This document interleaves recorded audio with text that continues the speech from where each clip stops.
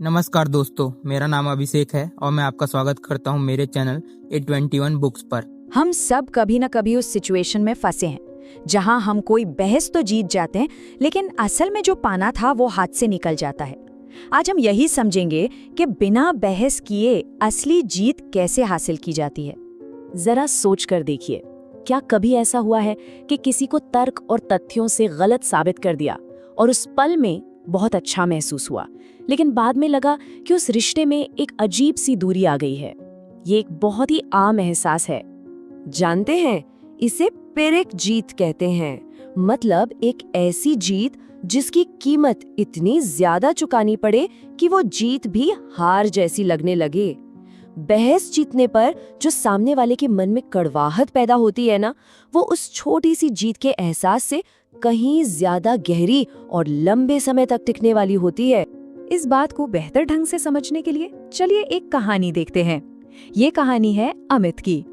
अमित मानता है कि बहस में जीतना ही असली जीत है, लेकिन इस रास्ते में एक बहुत बड़ी खामी छिपी है। तो सीन कुछ ऐसा है कि एक मार्केटिंग मीटिंग चल रही है। अमित के बॉस एक पुराना तरीका सुझाते हैं, शहर भर में पोस्टर लगाने का। अब अमित, जो एक डिजिटल मार्केटर है, वो तुरंत समझ जाता है कि ये आइडिया आज के जमाने में काम नहीं करेगा। और बस अमित सबके सामने सीधे अपने बॉस को टोक देता है। उसके पास डेटा है, उसके पास लॉजिक है, और देखा जाए तो वो सही भी है, लेकिन उसका तरीका वो सीधा टकराव वाला है। और नतीजा क्या होता है? बॉस को लगता है कि भरी मीटिंग में उनकी बेइज्जती हो गई, और बस अपनी बात रखने के लिए वो अमित के सही सुझाव को भी खारिज कर देते हैं। अमित ने बहस तो जीत ली, पर असल में अपना ही नुकसान कर बैठा। अच्छा, अब देखते हैं कि ठीक इसी सिचुएशन को देव कैसे हैंडल करता है। देव का फोकस बहस पर नहीं, बल्कि काम करके दिखाने पर है, और यही असली जीत का रास्ता है। देखिए, देव बहस में पड़ता ही नहीं है। वो बॉस के आइडिया पर हामी भरता है, लेकिन साथ ही चुपचाप अपना काम शुरू कर देता है।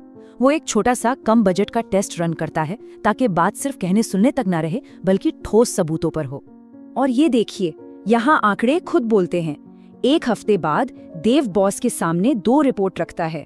पोस्टर अभियान से हुई 10 बिक्री और उसके छोटे से इंस्टाग्राम टेस्ट से हुई 100 बिक्री। अब यहाँ बहस की कोई गुंजाइश ही नहीं बची है ना?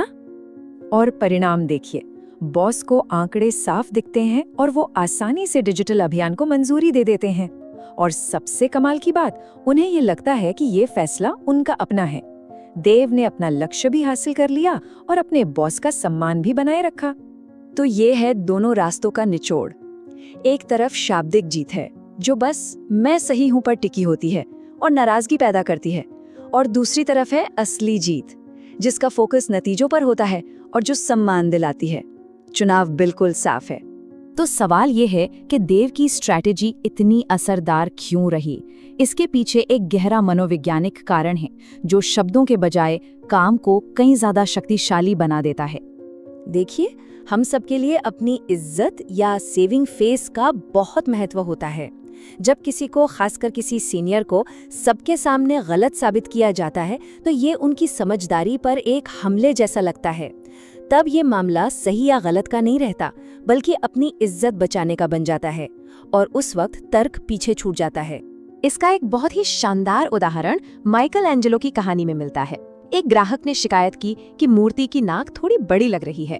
अब माइकल एंजेलो बहस कर सकते थे, लेकिन उन्होंने ऐसा नहीं किया। वो ऊपर चढ़े, कुछ करने का नाटक किया, अपनी छेनी से आवाज की, थोड़ी धूल गिराई, लेकिन नाक को छुआ तक नहीं। ग्राहक को लगा कि उसकी बात सुन ली गई और वो खुश होकर बोला, वाह, अब ये परफेक्ट है। माइकल एंजेलो ने बिना बहस किए अपनी कला भी बचा ली और ग्राहक को भी संतुष्ट कर दिया। तो इस पूरी बातचीत का सार एक बहुत ही सरल लेकिन शक्तिशाली सिद्धांत में छिपा है। इस बात को हमेशा याद रखें, शब्दों की अलग अलग व्याख्या हो सकती है, उन्हें गलत समझा जा सकता है, लेकिन एक पूरा किया हुआ प्रोजेक्ट, बिक्री के आंकड़े या एक काम करने वाला प्रोटोटाइप, इन पर कोई बहस नहीं कर सकता। आपका काम ही आपका सबसे बड़ा तर्क होता है। तो अब ये सोचने की बात है, अगली बार जब किसी से असहमति हो तो बहस करने की जगह ये सोचना चाहिए कि ऐसा कौन सा छोटा काम किया जा सकता है जिसके नतीजे खुद ब खुद अपनी बात रख दें। असली जीत इसी में है।